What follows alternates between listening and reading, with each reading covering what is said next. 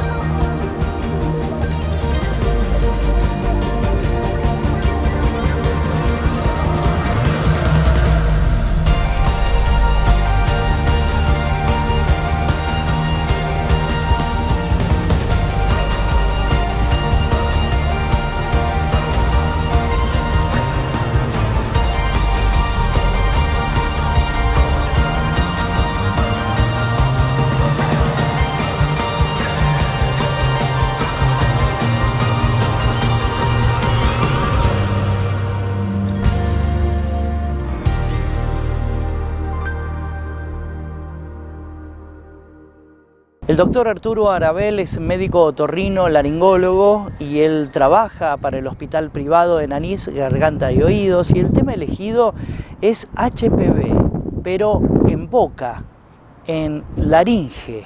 ¿Cómo es esto? Siempre hemos tocado el tema y con mayor incidencia en la zona vaginal. Vamos a escucharlo al profesional.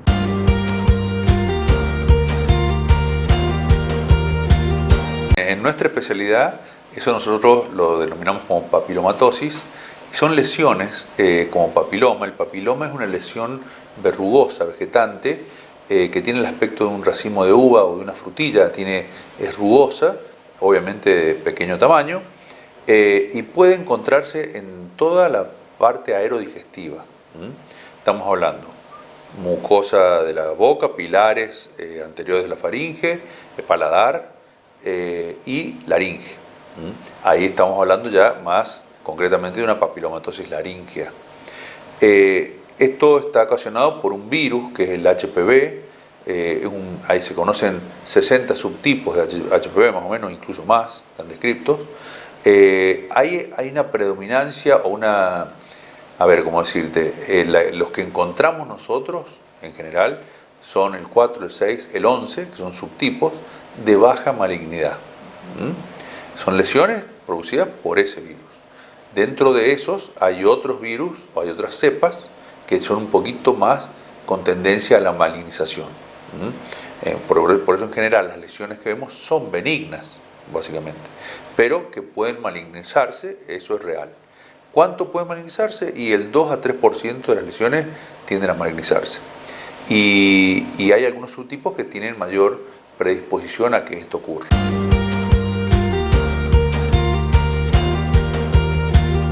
Y vamos a introducirnos un poco más. ¿Cómo es que llega el paciente a consultar a un profesional y con esta especialidad? ¿Manifestando qué? Veamos.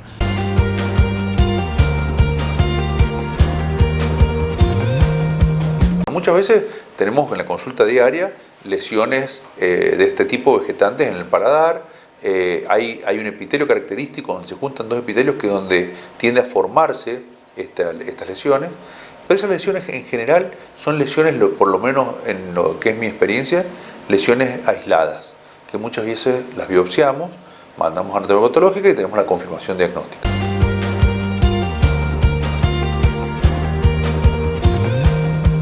Le consultamos al doctor Arturo Arabel sobre la principal sintomatología, manifestaciones y luego los estudios de rigor para poder profundizar sobre una patología con estas características y confirmarla. Una vez hecho esto, se avanzará con los tratamientos. Veamos. Cuando se acerca a la parte laringea, que ahí es más una papilomatosis laringea, estaríamos hablando, a veces tiende a aumentar la cantidad de lesiones en la zona, por varios factores, pero bueno, eso es lo que encontramos. ¿Y cuál es el peligro de esto? ¿Cuál es el peligro? Que te puede llevar a un síndrome de obstrucción respiratoria. O sea, el primer síntoma característico es la disfonía. empiezan a hablar roncos, por largo tiempo, obviamente. ¿Por qué? Porque la lesión muchas veces se encuentra en el tercio medio de la cuerda, y bueno, cuando la cuerda se cierra para hablar, no puede cerrar del todo y escapa aire. Ese es el primer signo, el signo temprano. Si esto evoluciona, bueno, aparece la afonía y obviamente puede aparecer estridor y puede llegar a la obstrucción respiratoria, básicamente, que ese es lo que no queremos. ¿Cómo procedemos? En realidad, para ver laringe, bueno, tenés en consultorio la laringoscopía indirecta, que es poco usada, pero que en este caso sirve porque podés llegar a ver la lesión. Y si no, algo más concreto, que es la rinofibrovideolaringoscopía, que es un estudio muy común que hacemos, donde la ves en forma directa y confirmás por el aspecto lo que podemos estar ante una papilomatosis laringea por HPV. Entonces, ¿qué se hace? A lo que hay que hacer acá es la resección de la lesión. ¿Cómo y por qué vía y qué vamos a utilizar? Depende mucho del criterio del médico. Lo que sabemos es que lo más efectivo es el láser de CO2. Es lo más efectivo porque saca la totalidad de la lesión, no agrede tanto a las mucosas, que es una zona muy delicada de la que estamos hablando. Entonces puedes trabajar más tranquilo y bueno, y eso evita que haya tanta recidiva o por lo menos la posibilidad de que recidive esta lesión, que es lo que pasa muchas veces. Doctor, lo detengo aquí. ¿Estas pruebas se pueden realizar en el consultorio u obligadamente hay que trasladarse a un quirófano? Hablemos sobre posibles complicaciones también. Lo hacemos en quirófano. Lo hacemos en quirófano porque el paciente va intubado, estamos, imagínate, trabajando la vía aérea y bueno, es una microcirugía de laringe o una biopsia de laringe. Es una cirugía simple que lleva poco tiempo de internación y que se da alta inmediatamente y el material se remite a anatomía patológica. Entonces ahí vos tenés la confirmación diagnóstica. Se han probado innumerables tratamientos, innumerables, no tiene sentido por ahí mencionar porque desde interferón hasta retrovirales, bueno, en la práctica tienen mucha tendencia a recidivar. Hay algunos factores que por ahí influyen, por ejemplo el reflujo. Nosotros tratamos de asociar mucho tratamiento para el reflujo para que la mucosa de la zona no esté inflamada. El reflujo gastroesofágico son los jugos gástricos que suben con un pH ácido, inflaman, queman, irritan la zona donde están estas lesiones de HPV y bueno, pueden predisponer a que haya mayor recidiva. Bueno, entonces asociamos el tratamiento del reflujo. Pero acá lo que hay que ir es apuntar a la resección de la lesión, básicamente. Lo que pasa es que vamos a hablar de las complicaciones, que son excepcionales, pero las complicaciones, a pesar de que es un tumor benigno, en principio, que puede malignizarse, pero también puede ocurrir una obstrucción de la vía aérea. ¿Por qué? Porque empiezan a aparecer más lesiones, múltiples lesiones, empieza a obstruir la luz de la laringe y ahí estamos complicados. Incluso puede migrar al tracto respiratorio bajo, las lesiones, a los bronquios, y bueno, empieza a complicarse el caso. Yo no he tenido la experiencia, por suerte, de estar ante estos casos. Siempre he tenido lesiones papilomatosas aisladas, las hemos operado y han tenido buena evolución. Obviamente, el tema de si vuelve o no vuelve, si es recidivo o no, depende mucho de que el paciente vuelva a control. Eso está clarísimo. Pero bueno, básicamente este es el problema de la papilomatosis. Se da también en niños. Se da en niños porque si tenemos una mamá con lesiones papilomatosas en el tracto de parto, en el canal de parto, entonces el niño, generalmente cuando son primerizas, sale el niño y se infecta ahí. Entonces puede aparecer lesiones y pueden aparecer también en el vestíbulo nasal y en otras zonas de la cara, pequeñas lesiones. Generalmente tienen buena evolución, pero bueno, por siempre hay que controlarlo. Porque obviamente estamos hablando de algo biológico, 2 más 2 no es 4, y muchas veces puede malignizar en el porcentaje que yo te dije, puede pasar, y la única forma de saberlo es estudiarlo y seguir el progreso, que no haya seguir la evolución básicamente, con controles con la rinofibrovideolaringoscopía.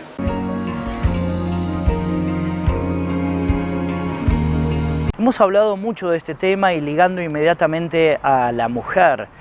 ¿Cómo se transmite esta enfermedad? Y además, ¿mayor incidencia en varones?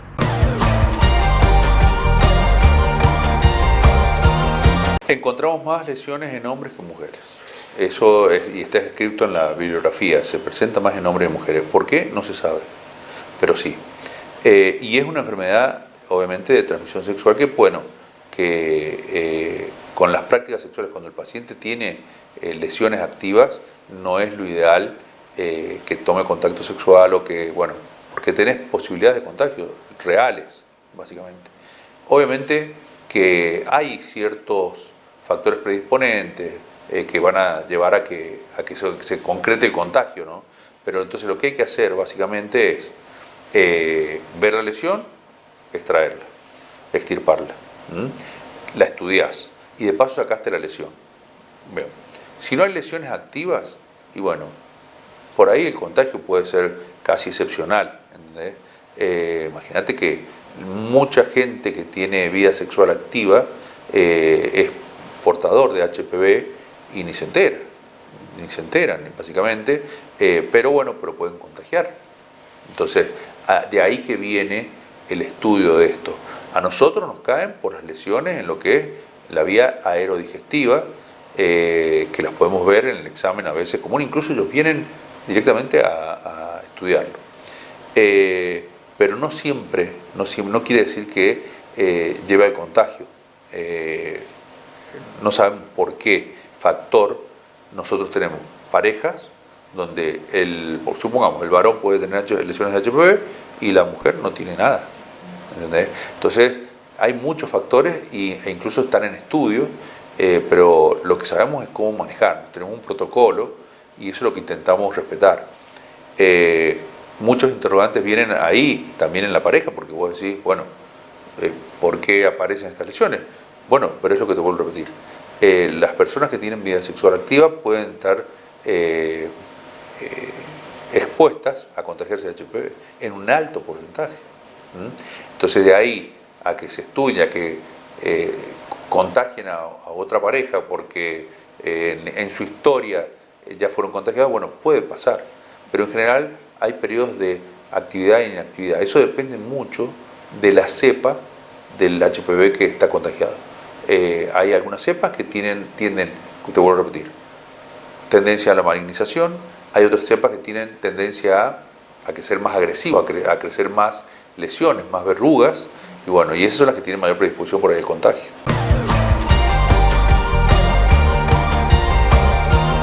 Doctor, ¿se puede prevenir esta enfermedad, el HPV, en boca, en laringe? Vamos a escuchar la respuesta en el final de este informe.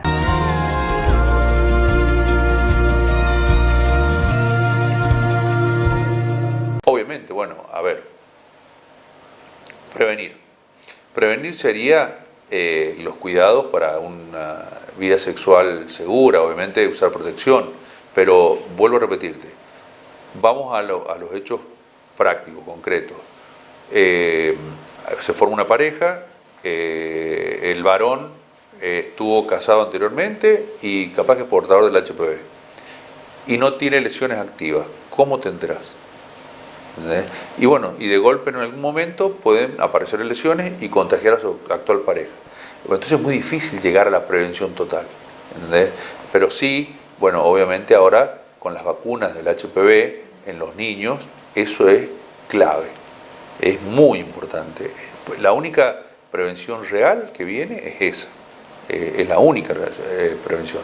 Lo otro es prevención, pero ya es una prevención más tardía, porque ya cuando hay una vida sexual activa es muy difícil llegar a tener una prevención 100% efectiva en esto.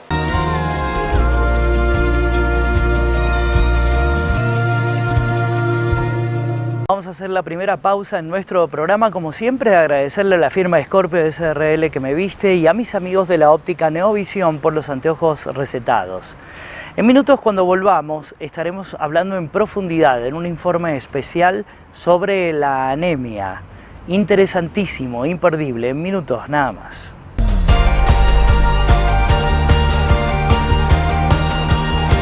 El Hospital Privado de Nariz, Garganta y Oído cuenta con más especialidades para una atención integral. Profesionales con marcada trayectoria y tecnología de vanguardia. Único centro de atención permanente las 24 horas. Hospital Privado de Nariz, Garganta y Oído.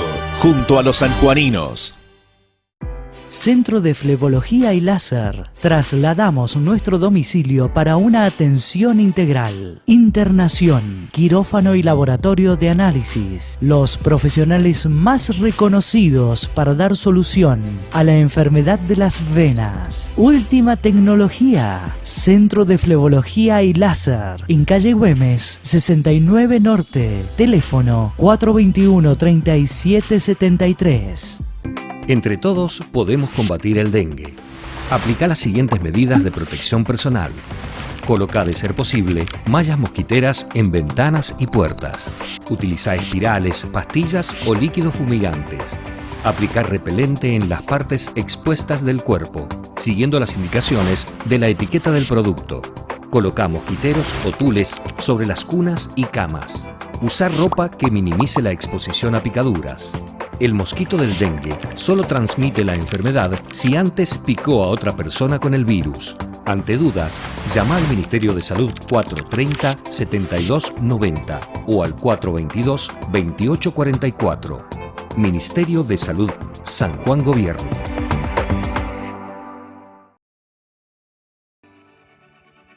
Todo Médica está preparado para abastecer el sistema sanitario de la provincia, tanto en el ámbito público como privado.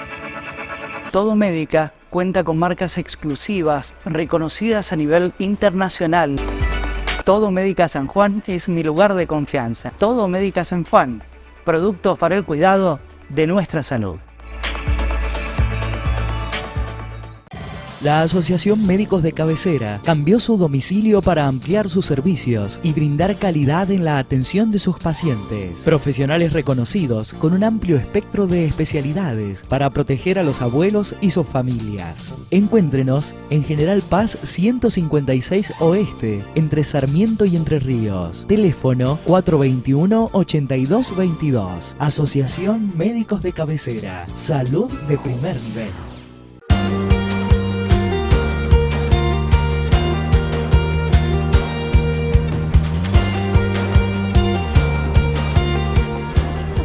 De la Cámara de Diputados te brinda toda la información legislativa de San Juan. Ingresa a digestosanjuan.gov.ar y conoce las leyes que benefician a todos los sanjuaninos. En la sección Constituciones podés descargar la Constitución Provincial y la Nacional. En la sección Normas Fundamentales podés descargar los códigos que rigen en la provincia y el reglamento interno de la Cámara de Diputados. En la sección Calendario Legislativo podés consultar las fechas de sesiones ordinarias y extraordinarias y leyes sancionadas por el Poder Ejecutivo. Cámara de Diputados de San Juan. Leyes para cuidarte. El doctor Sergio Cuevas es médico clínico, trabaja para el Centro de Flebología y Láser y el tema elegido es la anemia. Seguramente en algún estudio de rigor le detectaron anemia, pero ¿qué es en definitiva la descripción acabada que brinda el profesional? La anemia en realidad, en términos generales, para que se entienda y salirnos de la terminología médica, es cuando el paciente tiene menos sangre. Entonces uno dice, bueno, pero ¿qué significa tener menos sangre? Para ello, nosotros, y siempre lo he planteado muchas veces, la importancia de los chequeos, porque la anemia puede ser que nosotros los clínicos los recibamos con el diagnóstico de anemia para estudiarlo, o muchas veces son diagnósticos de hallazgos casuales. Ejemplo, un paciente se hace un análisis, un hemograma que le llamamos nosotros, y resulta ser que descubrimos la anemia. Entonces, en el hemograma hay 3 elementos importantes de los cuales uno confirma el diagnóstico, pero yo se los voy a mencionar para que no haya confusión.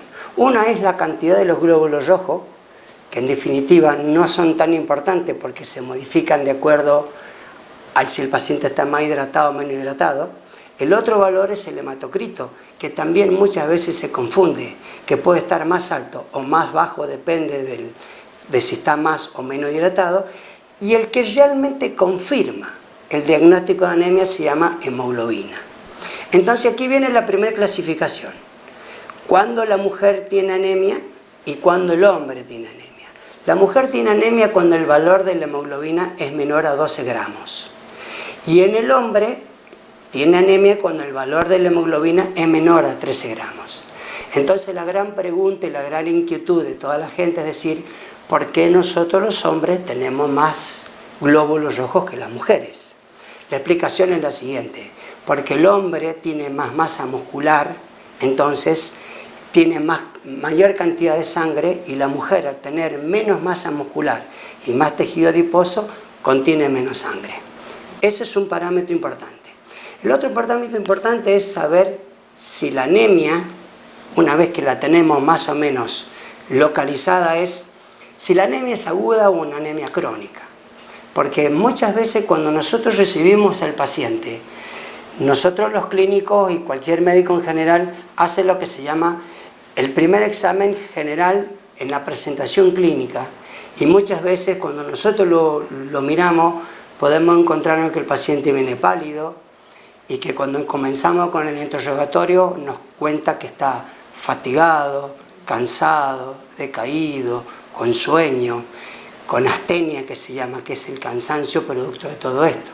Y eso se explica por qué. Porque cuando el paciente tiene anemia, tiene menos oxigenación. Esto es para que se entienda. Esto es como cuando uno va a un lugar, a la montaña, y usted dice, yo estoy a 4.000 metros de altura, ¿y por qué me falta el aire? Porque hay menos oxigenación. Eso explica también por qué la gente que vive en lugares donde tiene más altura tiene mayor cantidad de glóbulos rojos que los que vivimos a nivel del mar. Primera instancia. Segunda instancia, hay que evaluar los datos, los antecedentes familiares. Desgraciadamente para las mujeres, la anemia es mucho más frecuente que el hombre. Y voy a explicar lo siguiente y por qué. Primero, vamos a hablar de las mujeres en edad fértil. Quiere decir, desde el momento de la menarca hasta la menopausia. La causa más frecuente de anemia en el mundo de la mujer son las menstruaciones. Entonces, desde todo el momento del ciclo ovulatorio y el ciclo menstrual, hay mujeres que sangran mucho, hay mujeres que sangran menos y hay mujeres que logran recuperarse en el resto de los días de ese sangrado, pero hay mujeres que no logran recuperarse. Punto número 1. Causa número 2 de frecuencia de anemia en las mujeres es la lactancia o los embarazos. En el embarazo el bebé le quita sangre a la mamá, entonces toda la mamá termina teniendo anemia, por lo tanto es muy importante los controles ginecológicos para que la mamá sea controlada y tratada por su ginecólogo. Y en la lactancia es porque cuando el bebé toma la teta, dentro de los productos alimenticios que tiene la leche, tiene mucho hierro, entonces la mamá también se termina anemizando. Doctor Cuevas, ¿en niños también se puede presentar la anemia? ¿Es común? Un gran problema que hemos tenido en Argentina y que está en los países subdesarrollados son las anemias carenciales por desnutrición. Porque gran parte de los productos, en realidad 3 elementos fundamentales, que son el hierro, el ácido fólico y la vitamina B12, que la mayoría de las veces ingresan con los alimentos, son los desencadenantes de la anemia en estos chicos. Entonces todos los chicos desnutridos, todos desgraciadamente terminan con anemia. También en los chicos, depende de la edad de cada uno, es muy frecuente ver, sobre todo también en Argentina, la famosa enfermedad celíaca y que termina generando lo que nosotros le llamamos los síndromes de mala absorción. Pero como yo no soy pediatra, vamos a hablar de la parte de los adultos, que es la parte más importante. ¿Cómo normalmente recibimos nosotros los pacientes? Al margen de lo que hablaba anteriormente, el cansancio, fatiga, uno debe confirmar con el laboratorio y después hacer lo que siempre he planteado aparte del interrogatorio, cuánto tiempo el paciente lleva en esas condiciones, si tiene estudios previos, si ha tenido algún sangrado, si ha habido algún traumatismo, si ha habido algún lugar de alguna pérdida de sangre, es hacer un buen examen físico. En el examen físico es muy importante controlar muy bien la presión, porque en términos generales, la mayoría de los pacientes anémicos, depende de la gravedad, si es leve, moderada, severa, generalmente tienen hipotensión o lipotimia, que se llama, que significa presión baja. Porque la anemia, al tener disminución del volumen sanguíneo, hace que la presión tiende a bajar. Por lo tanto, es importante corregirlo porque nosotros vemos muchos pacientes deportistas. Y el deportista, si está anémico, genera ventaja porque tiene menos oxigenación. Por lo tanto, el rendimiento físico es distinto.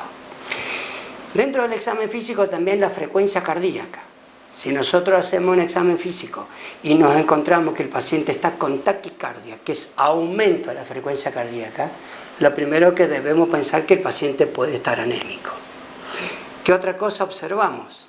La palidez generalizada, sobre todo los labios muy pálidos, las mucosas de los ojos, la boca, las uñas. Hay un elemento, un examen físico muy fácil de hacer, que es lo que se llama el relleno capilar, donde nosotros apretamos las uñas y que cuando se pone muy blanca soltamos y sigue estando blanca porque el paciente está anémico seguro. Y en las anemias muy avanzadas, o en anemias crónicas, o en anemias graves, hay una determinación de la uña, que es la uña en cuchara, que es cuando se une la uña, y eso nosotros le llamamos koiloniquia. Eso quiere decir que el paciente tiene una anemia que lleva mucho tiempo y es una anemia que compromete mucho el estado general. Cuando uno dice que se compromete el estado general, es una alteración psicofísica, porque muchas veces el cansancio, la falta de memoria, la falta de concentración tiene que ver con la anemia. Nosotros creemos que anemia es que yo no puedo salir a correr porque me canso con facilidad. No, eso es una alteración psicofísica. Entonces, la parte más importante de la anemia es tratar de hacer lo que siempre evaluamos, es tipificación. Quiere decir que es muy importante clasificarla la anemia. ¿Por qué es importante clasificarla la anemia? Porque en base a la clasificación vamos a tener o podemos presumir la causa, y una vez que sabemos la causa podemos hacer un tratamiento. Entonces hay una frase muy célebre que nosotros usamos en clínica que dice: el que no sabe lo que busca no entiende lo que encuentra. Entonces, si nosotros buscamos una anemia, lo primero que hacemos es pedimos un hemograma, pedimos función renal, pedimos reticulocito. Y aquí viene un capítulo importante, que cuando nosotros presumimos o hacemos el diagnóstico de anemia por la hemoglobina, si nosotros presumimos que la anemia es porque la mujer en sus menstruaciones son muy abundantes, lo primero que debemos hacer es derivarla al ginecólogo para que el ginecólogo valore por qué la mujer está perdiendo tanta sangre. Causa muy frecuente número 1. Número 2, asegurarnos, si la mujer está embarazada y no se hizo controles, que vaya urgente a su ginecólogo, porque no es solamente hacer un control del embarazo, sino hacer un control de su estado general. Y la anemia es muy importante para que el bebé también llegue a término y en buenas condiciones. Y después viene el capítulo también, que es un capítulo complejo de estudiar, en aquellas mujeres o en aquellos hombres mayores, aquellas mujeres menopáusicas y después la anemia de los hombres. Cuando nosotros le hacemos el diagnóstico de anemia a una mujer que está en la menopausia, la historia cambia.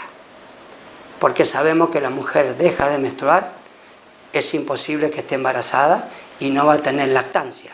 Entonces, esas 3 causas nosotros las descartamos y ya entramos en un capítulo para estudiar si la paciente está perdiendo sangre por algún otro lugar. Ejemplo, puede ser que pierda sangre por la nariz, nosotros le llamamos epistaxis, que pierda sangre por las encías, nosotros le llamamos gingivorragia, y la causa más frecuente de las anemias en la gente mayor son las anemias por pérdida de sangre por el aparato digestivo, ya sea por el estómago o por alguna parte del aparato digestivo bajo, el intestino precisamente.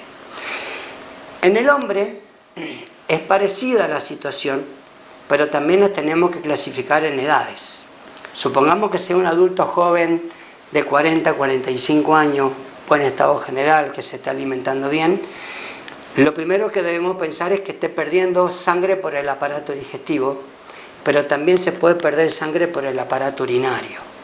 Nosotros los hombres que tenemos próstata y las mujeres no lo tienen, hay que prestar mucha atención si el sangrado muchas veces es de la vejiga o puede venir de la próstata. Por lo tanto, dentro de los chequeos, que yo insisto mucho en los chequeos, cuando nosotros le pedimos un análisis de orina convencional, ahí muchas veces nos llevamos la sorpresa de que el paciente está orinando sangre. Y ahí viene la pregunta del enfermo y dice, pero yo no me di cuenta. Y la explicación es la siguiente. Muchas veces no es necesario que el paciente pierda mucha sangre en forma aguda, en forma rápida. Hay pacientes que vienen perdiendo sangre de a poco y esas son las famosas anemias crónicas. Entonces pueden perder sangre por el aparato digestivo, pueden perder sangre por el aparato urinario, y ahí donde nosotros debemos estar atentos para hacer una derivación al gastroenterólogo o al urólogo para que haga los exámenes y los estudios respectivos. Vamos a hacer una nueva pausa en nuestro programa y al regreso, desde Rehabilitar San Juan, estaremos hablando sobre el Alzheimer. ¿Tratamiento sin medicamentos? Veamos.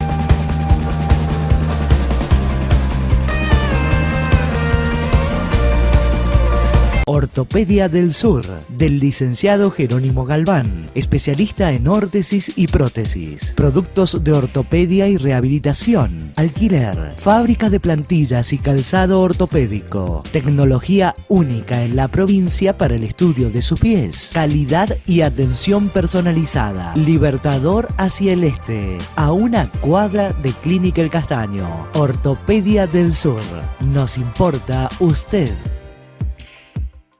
Colmed Salud del Colegio Médico de San Juan. Planes especiales para jóvenes, cobertura en partos, traspasos de obra social, coseguro de obra social provincia, centros sanatoriales propios, amplia red de prestadores. Colmed Salud del Colegio Médico de San Juan. Ahora tu salud en buenas manos. Decir José Fasoli es decir carpintería de calidad en madera y ahora en aluminio también. Tecnología única en San Juan para lograr un mejor acabado en aberturas, muebles de cocina y placar. Contamos con pisos flotantes de madera y melamínicos de alto tránsito y residenciales. Asesoramiento y garantía. José Fasoli, carpintería de calidad. Tercera generación brindando confort a los sanjuaninos. Las aberturas de aluminio, de madera, muebles de cocina y placar del futuro complejo Catamarán son de José Fasoli, carpintería de calidad. En Óptica Neovisión contamos con la última moda en anteojos para sol y recetados. Asesoramiento en contactología con profesionales especializados. Servicio de óptica pediátrica especial. Óptica Neovisión, al servicio de sus ojos.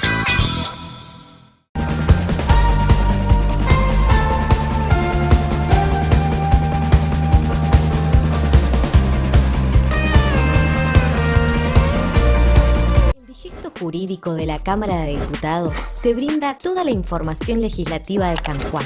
Ingresá a digestosanjuan.gov.ar y conoce las leyes que benefician a todos los sanjuaninos. En la sección Constituciones podés descargar la Constitución Provincial y la Nacional. En la sección Normas Fundamentales podés descargar los códigos que rigen en la provincia y el reglamento interno de la Cámara de Diputados. En la sección Calendario Legislativo podés consultar las fechas de sesiones ordinarias y extraordinarias y leyes sancionadas por el Poder Ejecutivo. Cámara de Diputados de San Juan. Leyes para cuidarte. Es imprescindible el poder determinar la existencia de la anemia, pero el origen para establecer un tratamiento adecuado. Vamos a conocer en este tramo de la entrevista, le pido por favor que preste mucha atención.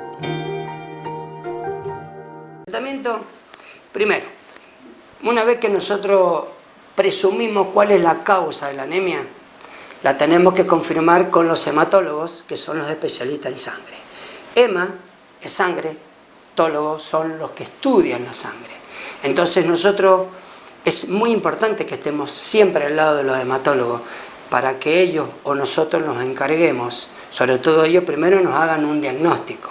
Si ellos no confirman que el diagnóstico de la anemia es una anemia ferropénica asociada a pérdida de sangre, y nosotros le estudiamos y encontramos cuál es la pérdida, nosotros hasta que no tratemos la pérdida, por más tratamiento que le hagamos, la pérdida va a continuar. Pero vamos a hacer una suposición de una mujer joven, edad fértil, que está con sus menstruaciones y quizás ciclos menstruales prolongados. Los tratamientos de las anemias se pueden hacer de 4 maneras. Vía oral, ya sea en comprimido o en gotas. Vía endovenosa, o sea, pasar por intermedio de un suero o directamente con una aguja endovenosa. Hierro generalmente se pasa diluido, porque el hierro genera mucha inflamación de venas y puede producir la famosa flebitis. Vía intramuscular, quiere decir que nosotros el hierro, en este caso puntual, le decimos al paciente con todo respeto, mire, le vamos a pinchar la cola porque le vamos a poner un inyectable. Y en última instancia viene el tema de las transfusiones de sangre. Entonces, para que quede claro qué es lo que nosotros debemos hacer los clínicos, es prestar mucha atención de lo que nosotros estamos presumiendo para saber a quién le vamos a pedir ayuda. Si nosotros consideramos que el paciente está perdiendo sangre por el aparato digestivo, porque el paciente dice, mire doctor, a mí me arde el estómago, me duele, me quema, y he notado que el color de la materia fecal es negro, eso nosotros le llamamos melena, debemos presumir muy rápidamente que el sangrado viene del estómago. La causa más frecuente en la gente adulta de los sangrados son los analgésicos antiinflamatorios. Fíjese que algo tan sencillo, tan común, pero tan peligroso a su vez. Entonces, dentro de todos los analgésicos antiinflamatorios, hace muchos años decíamos, bueno, la aspirina, el geniol, las pirinetas son los causantes número 1. Estos últimos años se demostró que el ibuprofeno es el analgésico antiinflamatorio más agresivo que hay para la boca y el estómago y es el generador número 1 de la hemorragia digestiva. Entonces, que las mamás, cuando tienen la costumbre, porque el nene cualquier cosa le da mucho ibuprofeno, que tengan mucho cuidado. El paracetamol es el analgésico que menos agrede la boca y el estómago y es uno de los analgésicos que nosotros recomendamos para tratar, en estos casos, los dolores. Hablando de dolores, en las mujeres mayores también, pobrecitas que sufren de artrosis, ¿qué es lo primero que usan para calmar los dolores? Los analgésicos antiinflamatorios. Entonces ahí hablamos de vuelta de la hemorragia digestiva alta. ¿Qué debemos hacer? Pedir una endoscopía a los gastroenterólogos para que nos confirmen si el sangrado está activo o es un sangrado que paró y es un sangrado. Entonces nosotros ahí interpretamos que la anemia es crónica. Ahí nos tomamos nuestro determinado tiempo y terminamos de confirmarlo con los hematólogos. Puede ser un sangrado digestivo bajo. Y los sangrados digestivos bajos normalmente generan mucha impresión porque el paciente sangra sangre fresca. Por ahí la sangre puede ser un poquito más oscura. Y fíjese, no siempre hay que pensar cosas malas, porque muchas veces los sangrados más frecuentes son las famosas hemorroides, tanto en el hombre como en la mujer. Y las hemorroides tienen la particularidad que van sangrando de a poco. Entonces cuando nosotros los recibimos en el consultorio y los empezamos a estudiar y los interrogamos, resulta ser que terminamos confirmando que la causa del sangrado son los cuadros hemorroidales. Pero no hay que conformarse con eso, sino que debemos estudiar todo lo que se llama el árbol colónico. ¿Por qué? Porque quizás nosotros presumimos que los sangrados son bien bajos, paquetes hemorroidales, y los sangrados pueden ser desencadenados por pólipo, por divertículo, por úlceras o por tumores. Entonces, en ese tipo de circunstancias, también pedimos ayuda y lo primero que hay que hacer es una videocolonoscopía, mandarlo al gastroenterólogo para que lo estudie. En el final de este informe hace referencia a una conducta clave que tiene que ver con la alimentación. es la forma más certera de prevenir. Vamos a conocer.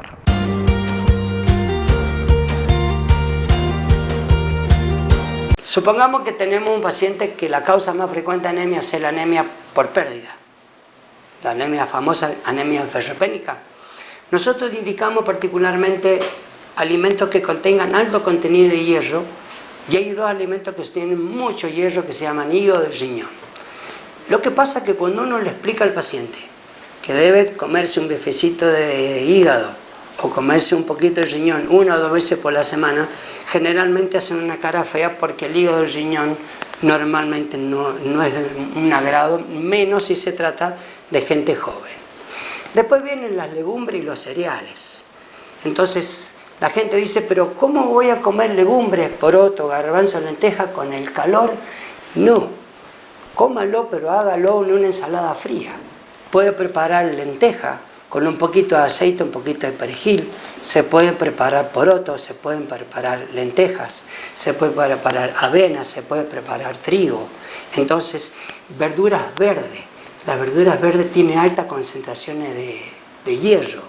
Y no solamente tiene hierro, sino también tienen otros elementos importantes para la fabricación de los glóbulos rojos. Por lo tanto, antes de iniciar un tratamiento médico, nosotros debemos explicarle al enfermo que es muy importante la alimentación. Y fíjese también, hablando de alimentación, por ahí les indicamos toda la alimentación y resulta ser que el problema a lo mejor no es que el paciente pierda lo que comió de hierro, sino que por ahí tenemos la desgracia de que el hierro se ha ingerido en forma normal, pero lo pierde porque no se absorbe. Y ahí entramos en la famosa y conocida enfermedad celíaca, muy frecuente en los niños y frecuente en los adultos jóvenes. Entonces, estar siempre atentos las mamás en aquellos chicos que están con abdomen distendido, que tienen diarrea, que tienen intolerancia a algún alimento en particular, que se le haga un estudio de la enfermedad celíaca. Respecto al tratamiento, el más frecuente que nosotros usamos normalmente es la vía oral, que puede ser en comprimido o lo podemos usar en gotas. Y aquí pueden pasar dos cosas: que el paciente tenga buena tolerancia al tratamiento vía oral, por ejemplo en comprimido, quiere decir que yo se lo doy un comprimido por día en ayunas, que es cuando más se sugiere, y el paciente puede que lo absorba muy bien y al cabo de un mes, 2 meses, puedo llegar a resolver parte de la anemia. Pero también pasa muy a menudo que el hierro es un elemento que no es bien tolerado por los pacientes, porque les cae molestia, les genera dolor, acidez, distensión, hinchazón, diarrea. Entonces, en esos casos, lo que se le hace, se sugiere darle un comprimido después del desayuno y darle un comprimido después de merienda. Y usted me dirá, pero ¿por qué en ayuno le doy 1 y con la comida le doy 2? Porque la comida bloquea la absorción. Entonces, ¿darle 2 con comida es equivalente a darle 1 en ayuna? Claro que sí. ¿Qué pasa si el paciente tiene mala tolerancia tanto en ayunas como con comida? Ahí debemos plantearnos si lo podemos hacer intramuscular. Para ello tenemos que evaluar la característica del paciente y ver si el paciente lo podemos usar vía intramuscular, teniendo 2 precauciones importantes. Primero, colocar un hierro intramuscular duele mucho. Y segundo, prestar mucha atención, porque aquel que le vaya a colocar el hierro tiene que tener experiencia, porque por esa desgracia puede generar un absceso que le llamamos nosotros, que es una colección de pus, y después resulta ser que por solucionar un problema lo agravamos por otro. Y en aquellos casos que tampoco podamos hacerlo intramuscular, pasamos al plan C, que sería hacer hierro endovenoso. El hierro endovenoso muchas veces necesitamos internarlo al paciente porque se hace en forma diaria, pero han salido unos hierros nuevos de liberación prolongada que andan muy bien, que lo manejan solamente los hematólogos.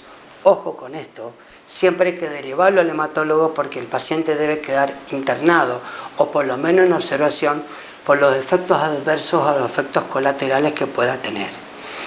Y la última opción que nos queda es la transfusión de sangre, que lo podemos hablar en alguna otra oportunidad.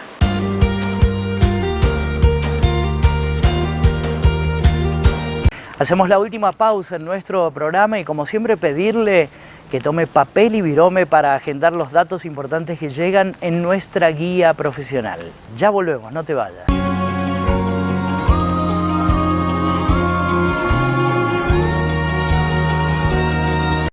¿Necesitas recuperar energía, vitalidad, concentración, memoria, mejorar tu rendimiento sexual y físico? Ahora en San Juan hay un tratamiento médico innovador, efectivo y rápido. Pellets de testosterona, con resultados garantizados. Turnos al teléfono 264 50 57 862. Servicio de urología y reproducción de los doctores Miguel Sojo y Mauricio Sojo, especialistas en andrología para el diagnóstico y tratamiento de las enfermedades relacionadas con la reproducción y sexualidad masculina. Encuéntrelos en CIMAC, en calle Rivadavia, frente a Plaza Aberastain, teléfono 429-3100. Dr. Daniel Matar, neumonólogo, especializado en trastornos del sueño. Turnos al teléfono 422-7656 y al 154-12-5242.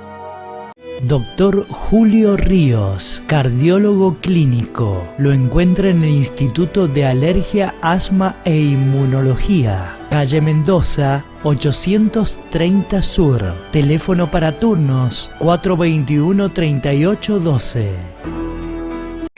Dr. Ignacio López Lima, cardiólogo universitario, especialista en ecocardiología y tomografía de corazón, diagnóstico. Turnos para consultas en Innova Instituto de Cardiología al teléfono 422-6610. Centro de Miopía y Astigmatismo del Dr. Juan Rocco. Atención de las enfermedades de la visión. Tratamiento de la presbicia con gotas. Turnos al teléfono 422-6071. Jujuy 167 Sur, planta baja, Ciudad.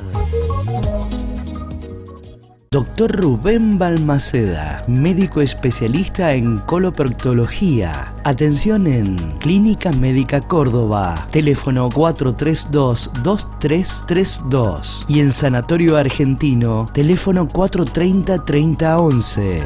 Dr. Rubén Balmaceda. Dr. Enrique Echegaray, médico con especialidad en neurocirugía. Lugar de atención, Clínica Imo Quality, en calle 9 de Julio, 153 Este. Teléfono para turnos 422-3392. En Rehabilitar San Juan le mejoramos la calidad de vida a los sanjuaninos. Medicina laboral pre- y posocupacional, rehabilitación integral, neurología y fisioquinésica con última tecnología, servicio de internación con profesionales calificados en cada área, convenio con obras sociales. Rehabilitar San Juan, responsabilidad y calidad.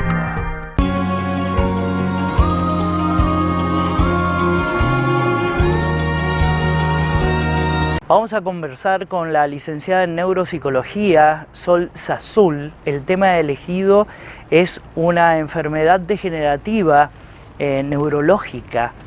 Hablar del Alzheimer, tan presente en la última etapa de la vida, con mayor frecuencia, y más de uno de nuestros televidentes puede que conviva con un paciente que transite el Alzheimer.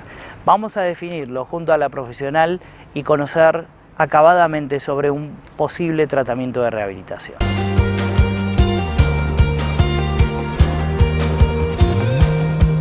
La enfermedad de Alzheimer es una enfermedad neurodegenerativa progresiva, ¿sí?, que se caracteriza por tener un perfil cognitivo, conductual, comportamental, con déficits funcionales y déficits neuropatológicos específicos, ¿sí? Es decir, que tiene una característica y un cuadro a definir. Es muy importante, antes de empezar a hablar del cuadro, tener en cuenta que esta enfermedad no solamente afecta al paciente, sino que también hay que poder valorar como profesional el costo emocional, económico y social que tiene esta enfermedad, tanto para el familiar como para el paciente, ¿sí?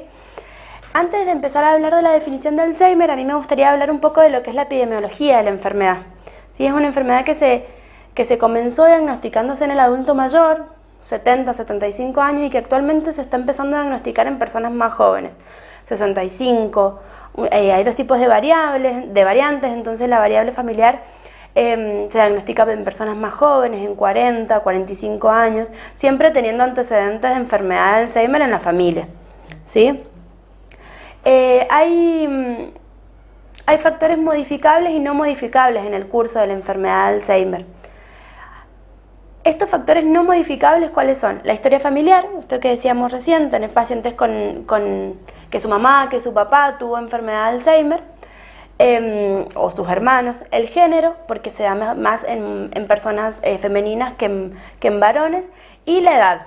¿Sí? Estas son las cosas que nosotros no podemos modificar. Pero hay ciertos factores de riesgo que sí podemos modificar, ¿sí? Que son, por ejemplo, la hipertensión arterial, tenerla controlada, la alimentación, diabetes, un estilo de vida saludable, mantener un cerebro activo, lograr muchos años de educación. Todas esas cosas son factores de protección del cerebro, ¿sí? Por lo tanto, esas cosas sí podemos modificar. Probablemente no puedan evitar que la enfermedad se desarrolle, pero sí van a lograr enlentecer los síntomas, ¿sí? Es importante especificar que la enfermedad de tipo Alzheimer es una demencia y es una enfermedad neurológica, por lo tanto el neurólogo es quien hace el diagnóstico, es quien debe realizar la evaluación del paciente. Esta evaluación consta de una evaluación física y neurológica, pero también de una tercera pata, digamos, que es la pata neuropsicológica, es ver cómo está su rendimiento y cómo es su perfil cognitivo, ¿sí? En relación al perfil cognitivo podemos ver que cuando el paciente llega derivado del neurólogo, nosotros elegimos una batería de pruebas para tomarle, dependiendo de la evolución de la enfermedad, porque la evolución es variable, ¿sí? Hay una sintomatología leve, una sintomatología moderada y una sintomatología severa. Dependiendo del estado en el que llegue el paciente, son las pruebas que nosotros vamos a realizar. En los dos primeros tipos se evalúa al paciente y ya en las severas se evalúa más al familiar, ¿sí? Hay una intervención más familiar. Podemos elegir pruebas de tipo screening, que son pruebas cortas que nos dan un perfil cognitivo, un pantallazo del perfil cognitivo. Las mismas están compuestas por prueba de memoria, de atención, de lenguaje, pero se caracterizan por ser pruebas cortas, ¿sí? Y si el paciente tiene una sintomatología más caracterizada por lo leve, solemos tomar una batería compleja, ¿sí? Más completa, que dura aproximadamente 2 horas, donde profundizamos memoria, atención, lenguaje. Porque la sintomatología de estos pacientes principalmente es la afectación en memoria, ¿sí? En las 3 etapas de la memoria.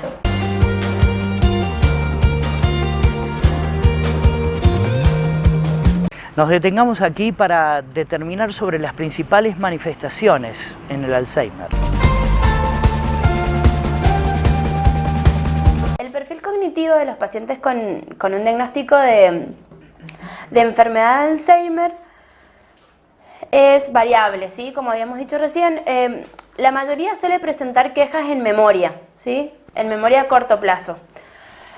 Y suelen presentar la queja en las 3 etapas de la memoria. La memoria es un proceso, ¿sí? Entonces puede afectarse una etapa o la otra, pero generalmente los pacientes con demencia tienen afectado codificación, es decir, el aprendizaje de la información, el almacenamiento y la evocación de la misma. Suelen tener más conservada la memoria que tiene que ver con lo antiguo, lo pasado, lo que ya vivió hace mucho tiempo. Y en las primeras etapas no se ve tan alterada tampoco la memoria procedural, que es la memoria que nosotros tenemos de los movimientos, ¿sí? Pero en estados más avanzados de la enfermedad podemos ver que el paciente las empieza a perder.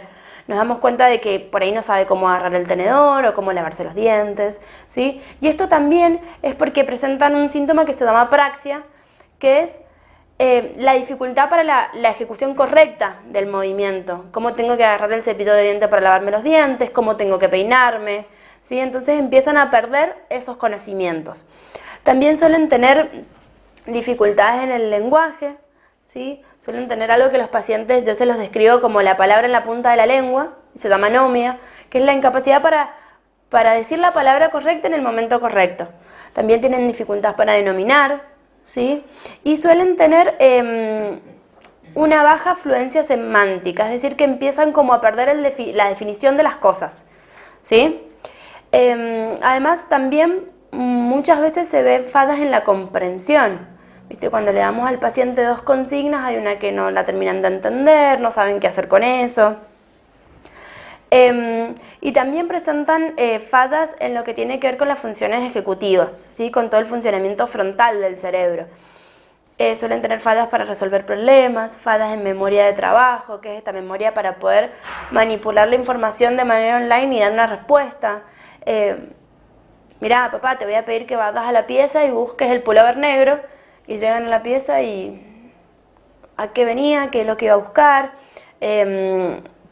También suelen tener dificultades en el razonamiento, en poder seguir una consigna, en poder seguir el paso a paso para cumplir una actividad, poner la mesa.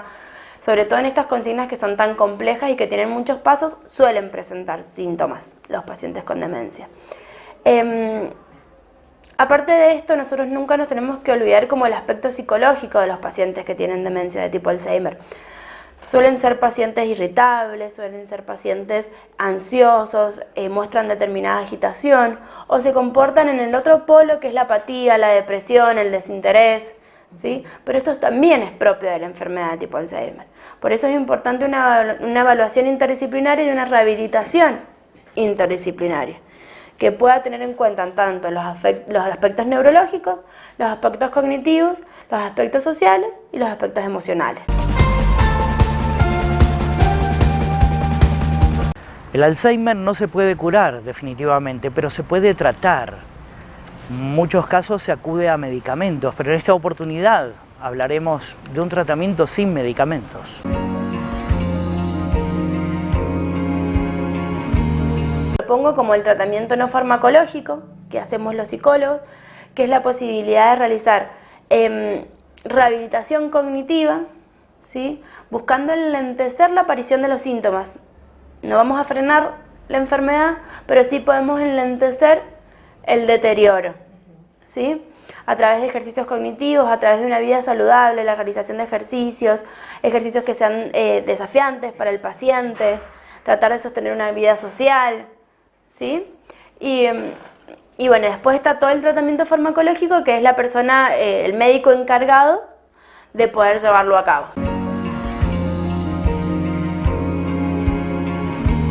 Siempre hablamos del paciente y postergamos a la familia, pero en esta oportunidad la vamos a poner en primer lugar. ¿Cuál será el rol de ella? Veamos. Nosotros en psicología, en la clínica, hablamos mucho de lo que tiene que ver con el cuidado del cuidador y la importancia que tiene el cuidado del cuidador. Entonces, que en la familia estas actividades estén distribuidas, que sean claras, que puedan ir rotando para no sobrecargar una sola persona, que esa persona tenga momentos de descanso, tenga momentos de ocio, tenga momentos de recreación, ¿sí? Que pueda controlar también su cuerpo entero, ¿no? Su gestal, digamos, que le esté bien de salud, que esté bien de salud física, emocional, ¿sí? Y poder ir acompañando al paciente desde el equipo terapéutico sobre cuáles son las mejores intervenciones para ese paciente.